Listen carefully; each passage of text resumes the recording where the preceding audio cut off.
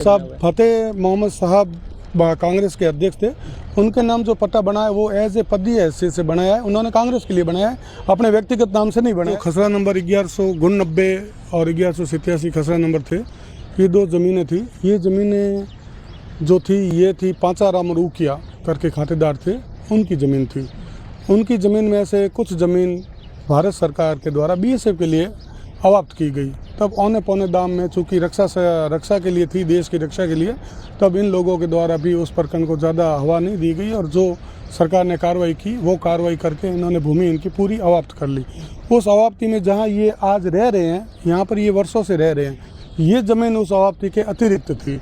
इसके जो पीछे ये जैसे जो तारबंदी लगी है मौके पे, इस तारबंदी वाली ज़मीन और इससे आगे बीएसएफ और ये हाईवे और ये निकला है, ये पूरी ज़मीन इनके परिवार की थी। इनके आंसू जी खड़े हैं, इनके दादाजी की ज़मीन थी। तो ये जो ज़मीन अवाप्त हुई बीएसएफ के लिए, तो सेना के लिए जब कोई चीज़ अवाप्त होती है तो उसमें कोई व्यक्ति को विरोध करने का अधिकार नहीं होता है, क्योंकि देश सेवा सबसे पहले है। इनके परिवार ने भी इस चीज़ को समझा और देश सेवा को प्रमुखता देते हुए अपनी बेशकीमती ज़मीन जो बाड़मेर शहर की मुख्य आबादी के नज़दीक थी, उस ज़मीन को इन्होंने सरकार के लिए समर्पित कर दी। किंतु जिस उद्देश्य के लिए भूमि ली गई थी, उस उद्देश्य की पालना जो है वो भी सरकार को करनी थी। बीएसएफ के लिए ज़मीन थी तो आप बीएसएफ का क्वार्टर बनाओ। इससे आगे रोड से जो पश्चिमी तरफ है वहाँ बीएसएफ बना हुआ है वर्तमान में, तो वहाँ पर कोई विवाद नहीं है। लेकिन ये जो ज़मीन थी सरकार ने बीएसएफ से हटाकर फिर ये ज़मीन दे दी सर्किट हाउस के लिए।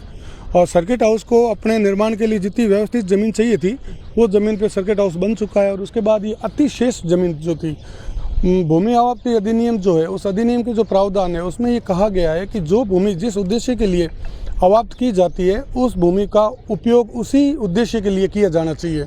परंतु प्रस्तुत प्रकरण में जब बीएसएफ के लिए जो भूमि ली गई उसका उपयोग जो है वो बीएसएफ के लिए न करके इन्होंने सर्किट हाउस के लिए किया। सर्किट हाउस के बाद में एक होटल खड़ताल करके दिया। होटल खड़ताल या फेल हो गया तो फिर जो ज़मीन बची, तब देश जो एक लोक कल्याणकारी राज्य है और लोक कल्याणकारी राज्य की ये एक सीमा होती है और उसका ये दायित्व भी है। उसके नीति निर्धारण तत्वों में भी लिखा है कि जनता की सेवा के लिए और जनता के विकास के लिए और जनता की संपत्ति का संरक्षण करना भी एक लोक कल्याणकारी राज्य की प्रमुख आबद्धता है, यानी कि उनका एक प्रमुख दायित्व है। तो इन्हें जब ये भूमि आवश्यकता नहीं थी तब इन्हें ये ज़मीन उन काश्तकारों को, जो गरीब व्यक्ति जिनसे ये ज़मीन अवाप्त की गई थी, उन्हीं मूल खातेदारों को ये ज़मीन वापस लौटाई जानी चाहिए थी और ये ज़मीन उन्हें वापस मिलनी चाहिए थी। लेकिन सरकार के कुछ विभिन्न पार्टियों ने अपनी राजनीतिक रोटी सेकने के लिए और अपने राजनीति का एक गढ़ स्थापित करने के लिए इन गरीब व्यक्तियों की, जो अनुसूचित जाति के जो ये व्यक्ति है, इन अनुसूचित जाति के व्यक्तियों की भूमि को कांग्रेस कार्यालय के लिए आवंटित करवा दिया। कांग्रेस कार्यालय जो एक है, ये राजनीतिक पार्टी है भारत देश की और सबसे प्रमुख और सबसे प्रतिष्ठित पार्टी है। कांग्रेस पार्टी का भी ये दायित्व है कि वो किसी गरीब व्यक्ति की भूमि को लेकर अपना गढ़ या अपना महल उसके ऊपर न बनाए। वो अपने खुद के दम पे भूमि खरीद कर उसके ऊपर अपना कार्यालय बनाने के लिए भी अधिकृत है, सक्षम है। इसी प्रकार से जैसे देखो बाड़मेर में बीजेपी का कार्यालय भी बना है, लेकिन बीजेपी के कार्यालय के लिए उन्होंने किसी को ज़मीन बिना पैसे अवाप्त किसी गरीब की ज़मीन नहीं छीनी है। उन्होंने अपने दम पर अपने पैसों से बीजेपी कार्यालय के लिए भूमि खरीदी है और वहाँ बीजेपी। फतेह मोहम्मद साहब कांग्रेस के अध्यक्ष थे।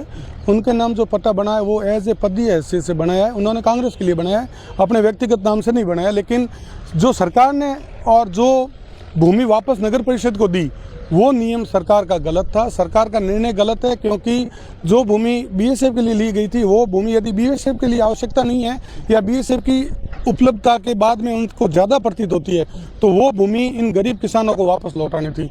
इनकी ज़मीन है, इनका हक है, इनको लौटाया जाना चाहिए। कांग्रेस कार्यालय से और कांग्रेस के प्रबुद्धजनों से भी मेरा ये आग्रह है कि वो इन गरीब व्यक्तियों की भूमि इन्हें वापस सुपुर्द कर दे और अपने लिए सक्षम व्यक्ति के रूप में या फिर इन गरीब व्यक्तियों से इनको आर्थिक मुआवजा देके इनकी भूमि का कब्जा लें तो कोई बड़ी दिक्कत नहीं है और बड़ी परेशानी भी नहीं है और वो अपने आप में सक्षम है।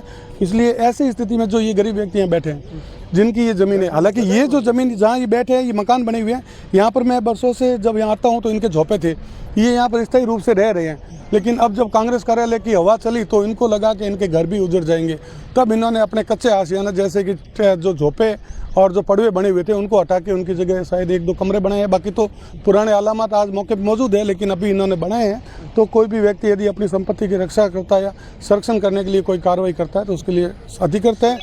इन्होंने वर्तमान में जो कार्रवाई चल रही है, अभी तक इन्हें जो मूल रूप से मूल पत्रावली जो है आवंटन की, वो पत्रावली की नकलें उपलब्ध नहीं हुई है। इन्होंने बार बार सूचना अधिकार के तहत और जिला कलेक्टर महोदय से और जिला अभिलेखागार जहां अपना रिकॉर्ड जमा रहता है और तहसीलदार, उन सब से इन्होंने अपनी नकलों के लिए आवेदन दे रखा है। अगर वो नकलें और संपूर्ण पत्रावली इन्हें मिल जाती है तो इनकी ओर से मेरे द्वारा माननीय राजस्थान उच्च न्यायालय में भी आवाप्ति की प्रक्रिया के दौरान जो भूमि आवाप्ति के लिए उपयुक्त नहीं है और वापस लौटाई जाती है, तो वो जिन व्यक्तियों को लौटाई जानी चाहिए और जो सक्षम व्यक्ति है उनके लिए हमारे द्वारा रिट पेश करने की कार्रवाई की जाएगी।